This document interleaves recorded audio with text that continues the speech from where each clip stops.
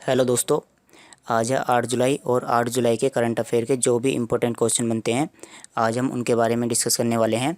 इसकी पीडीएफ आपको Telegram channel सीटी करंट अफेयर पर मिल जाएगी। तो चलिए आज के देखते हैं जो भी इम्पोर्टेंट क्वेश्चन बनते हैं।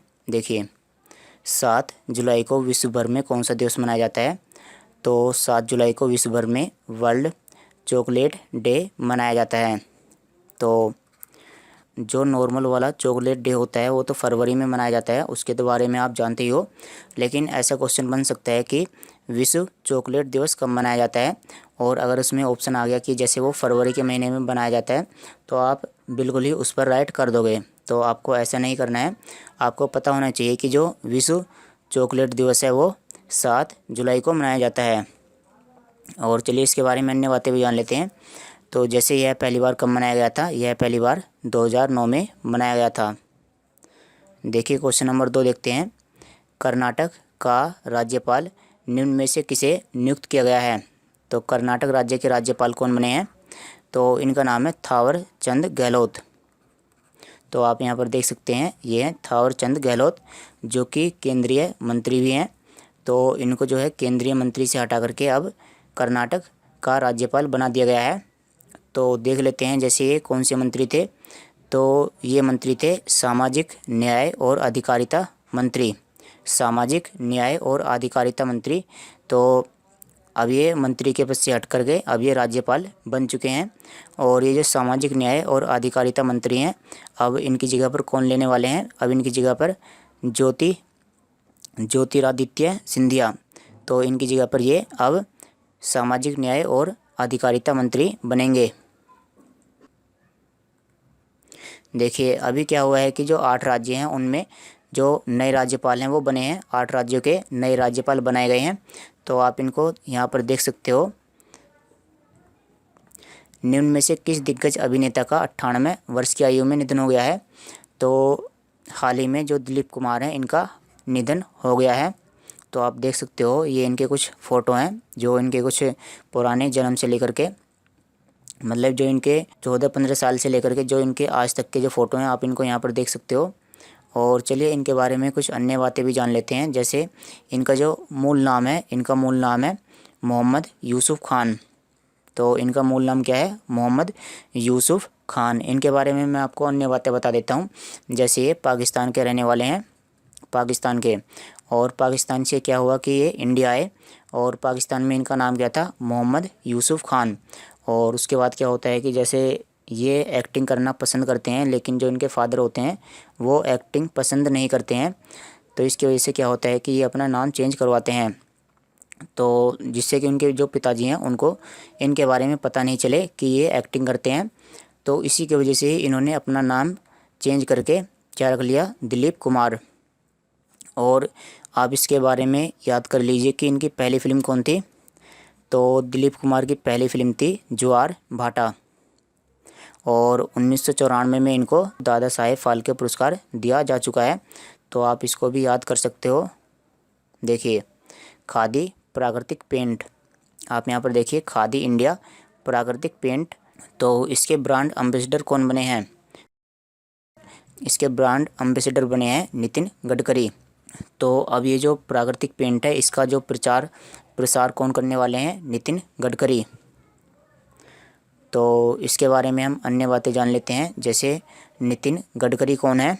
नितिन गडकरी तो ये सड़क परिवहन और राजमार्ग मंत्रालय के मंत्री हैं। साथ ही साथ में ये MSME यानी micro small and medium enterprises, तो ये इसके भी मंत्री हैं। तो आप इनका नाम याद कर लीजिए, नितिन गडकरी। और ये बने हैं प्राकृतिक पेंट के ब्रांड एम्बेसडर।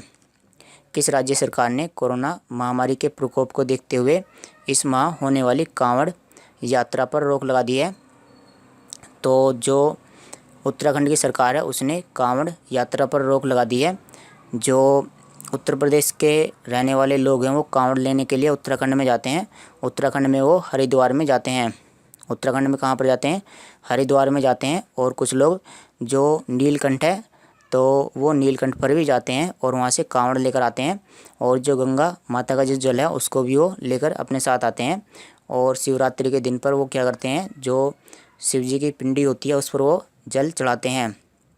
तो लेकिन जो उत्तराखंड की सरकार है उसने कांवड़ यात्रा पर रोक लगा दी है। अगर हम बात करें कि पिछले साल भी कांवड़ यात्रा पर उत्तराखंड की सरकार ने रोक लगा दी थी। निम्न में से किस शहर में विश्व का तीसरा सबसे बड़ा क्रिकेट स्टेडियम बनाया जाएगा? तो विश्व का सबसे बड़ा तीसरे नंबर का क्रिकेट स्टेडियम भारत के जयपुर में बनाया जाएगा, राजस्थान के जयपुर में।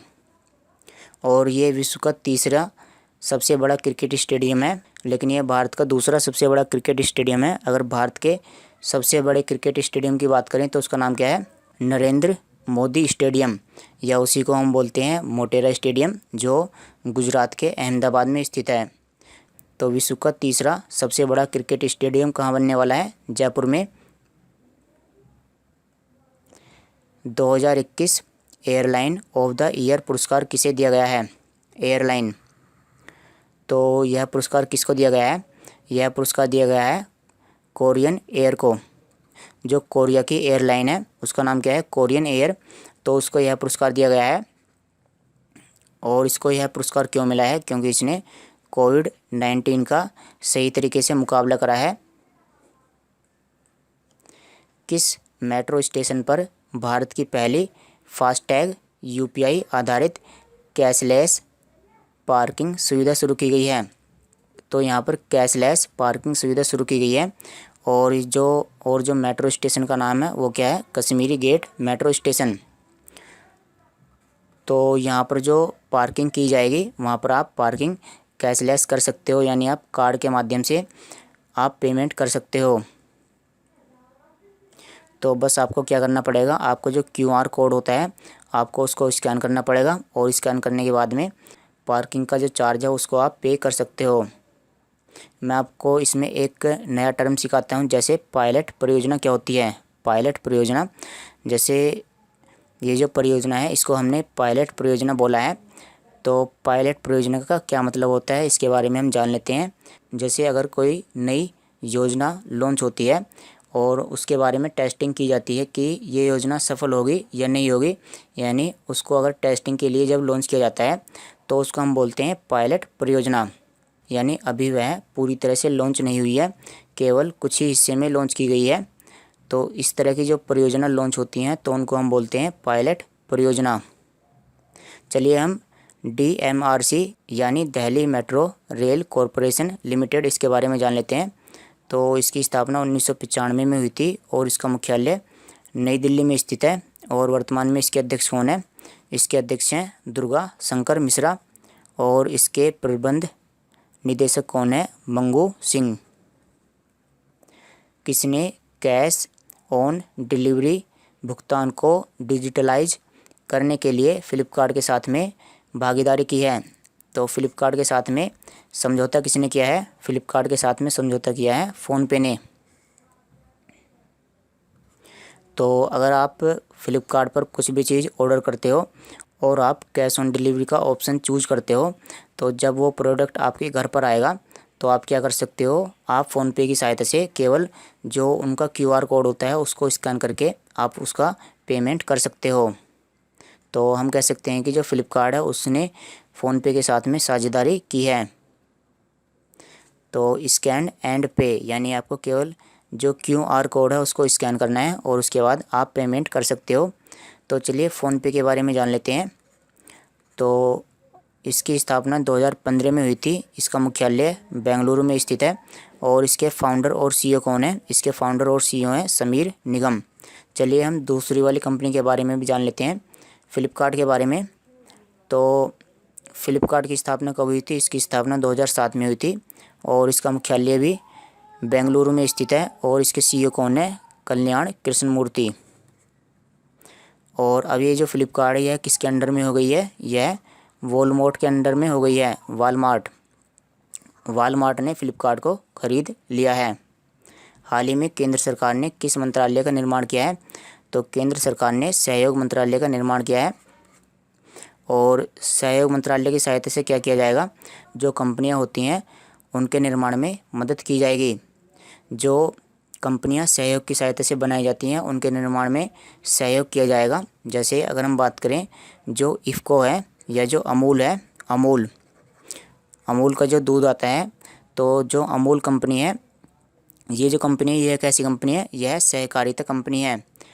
यानी ये जो कंपनी है यह लोगों की सहायता से बनाई गई है, यानी कुछ लोगों ने मिलकर के इस कंपनी को बनाया है। तो सरकार जो है इसके लिए अलग ही मंत्रालय बनाने वाली है, और मंत्रालय का नाम क्या होने वाला है, सहयोग मंत्रालय। मत्स्य सेतु ऐप किसने लॉन्च किया है, तो मत्स्य सेतु ऐप लॉन्च किया गया है गिरिराज सिंह के द्वारा। तो ये गिरिराज सिंह कौन है, इनके बारे में जान लेते हैं। तो ये केंद्रीय मत्स्य पालन, पशुपालन और डेयरी मंत्री हैं, और इनके द्वारा क्या किया गया है, मत्स्य सेतु ऐप लॉन्च किया गया है। और इस ऐप की सहायता से जो किसान मछली पालन करते हैं या जो कुछ अन्य जो पानी से संबंधित जो भी खेती होती है उनको करते हैं, तो वो यहाँ पर कुछ ट्रेनिंग भी ले सकते हैं और मछली पालन के बारे में, टेक्नोलॉजी के बारे में जान सकते हैं। नेहा पारिक किस कंपनी की सीईओ बनी है, तो नेहा पारिक बनी है वेज की सीईओ, WAZD, ये बनी है वेज की सीईओ। और वेज क्या है, वेज के बारे में जान लेते हैं। तो वेज जो है गूगल की एक सहायक कंपनी है। ये क्या है, यह गूगल की एक सहायक कंपनी है, यानी गूगल ने ही इसको बनाया है। और वेज की सहायता से हम क्या कर सकते हैं, जैसे जो इसका ऐप होता है उसमें हम लोकेशन को ट्रैक कर सकते हैं। यानी अगर हम एक स्थान से दूसरे स्थान पर जाते हैं तो हम अपनी जो स्थिति है उसको देख सकते हैं मैप में। तो यानी यह गूगल मैप की तरह ही कार्य करता है। ये जो वेज ऐप है यह गूगल मैप की तरह ही कार्य करता है। तो चलिए दोस्तों, आज की वीडियो में इतना ही। Thanks for watching the video. कल मिलते हैं आपसे।